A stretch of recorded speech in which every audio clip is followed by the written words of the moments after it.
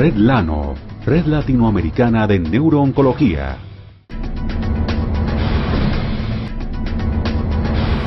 Bueno, entonces, como bien dijo el doctor, vamos a hablar del uso de pirimetamina para revertir la resistencia de bevacizumab en pacientes con gliomas de alto grado, la experiencia de Red Lano. Siguiendo la charla de ayer del doctor Tracy Batchelor, precisamente en que habló de cómo la terapia antiangiogénica, a pesar de que ha tenido buenas respuestas, eventualmente la gran mayoría de los pacientes progresan a este medicamento, y el problema radica en que una vez progresan a este medicamento emerge un fenotipo altamente agresivo que no responde prácticamente a ninguna terapia subsecuente.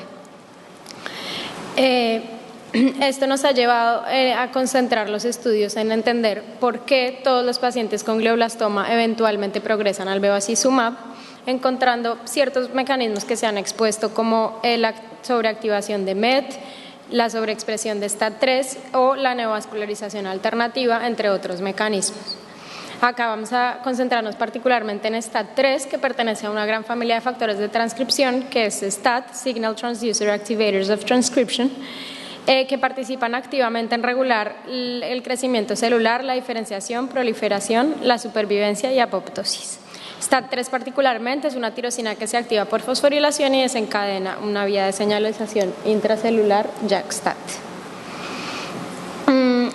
Varios estudios han mostrado que aunque los glioblastomas inicialmente son más de tipo proneural, cuando recurren tienden a ser más de tipo mesenquimal. En cuanto a esto, Cooper y colaboradores mostraron que estos tumores mesenquimales se caracterizan por tener un alto porcentaje de necrosis y de hipoxia, de tal manera que entre mayor es el porcentaje de necrosis en los tumores no mesenquimales, menor es la distancia en términos de expresión génica a el genotipo mesenquimal.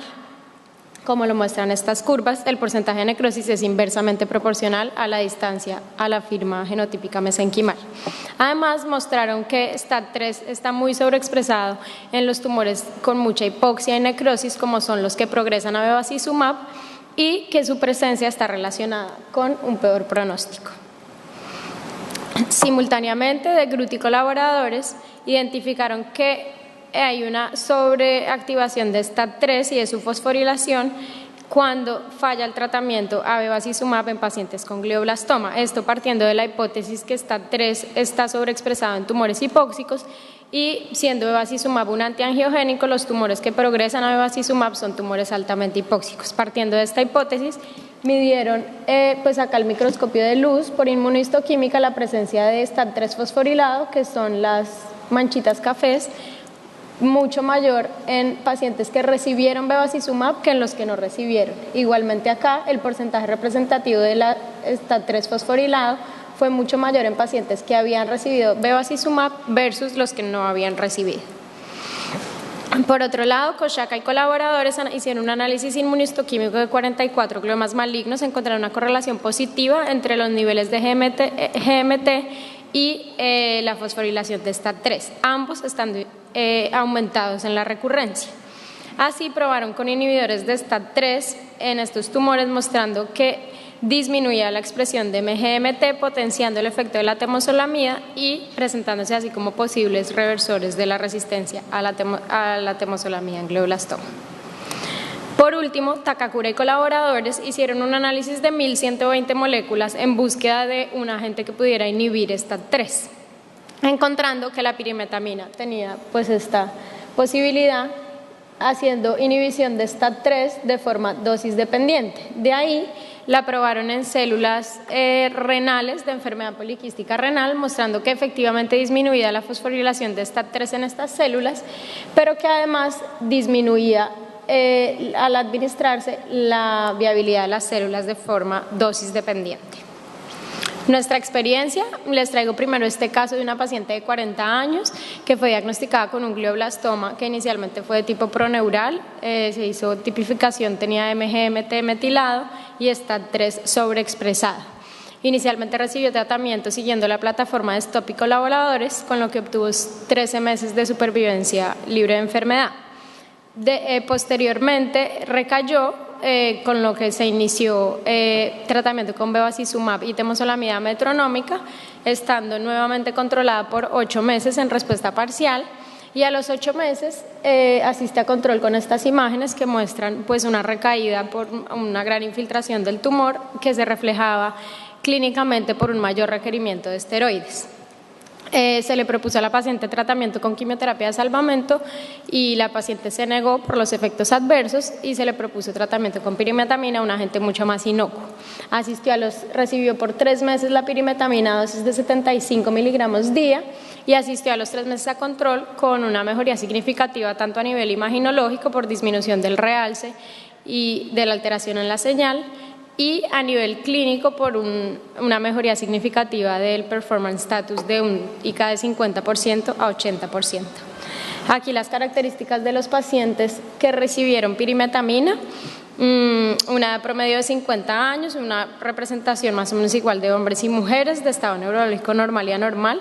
La mayoría de los pacientes tuvieron un ICA por encima del 80%, un RPA menor a 5 en el 40% de los casos y mayor a 5 en 26% de los casos, en 60% un tamaño tumoral mayor a 3 centímetros. La mayoría fueron de localización frontal, una sola lesión, y pocos infiltraron el cuerpo calloso, solo un 33%. En cuanto al tipo de intervención, un 40% habían sido sometidos a resección parcial o completa y un 26% a biopsia.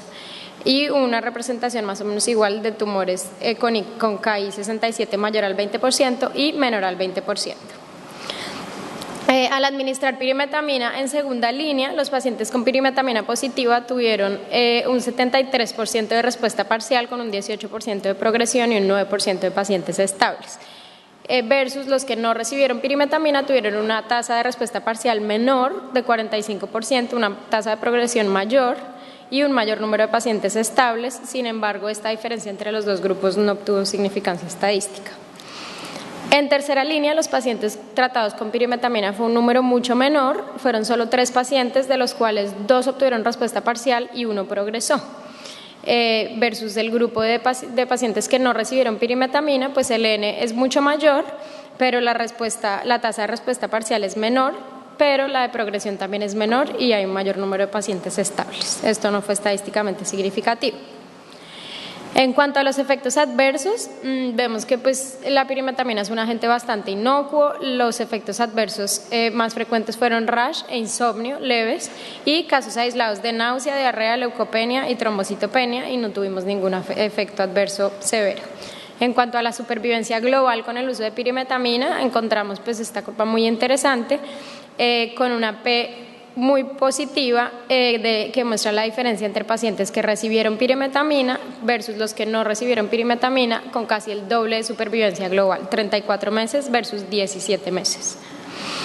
En cuanto al tiempo a la progresión, este resultado no fue estadísticamente significativo, obteniendo un promedio de 3.5, una mediana de 3.5 meses a la progresión en pacientes que fueron tratados con pirimetamina.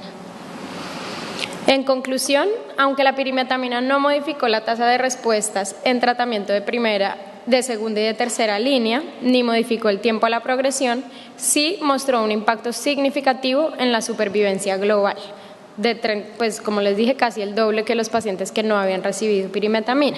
Esto es interesante particularmente en un país como el nuestro, en el que no tenemos disponibilidad de inhibidores de STAT3 y pues disponemos ampliamente de la pirimetamina, que es un agente de muy bajo costo y como mostramos pues relativamente inocuo. Obviamente se requieren pues más estudios a este respecto, y estos futuros estudios podrían también evaluar la inhibición simultánea de STAT3 y MET para revertir la resistencia de basis humana. Muchas gracias.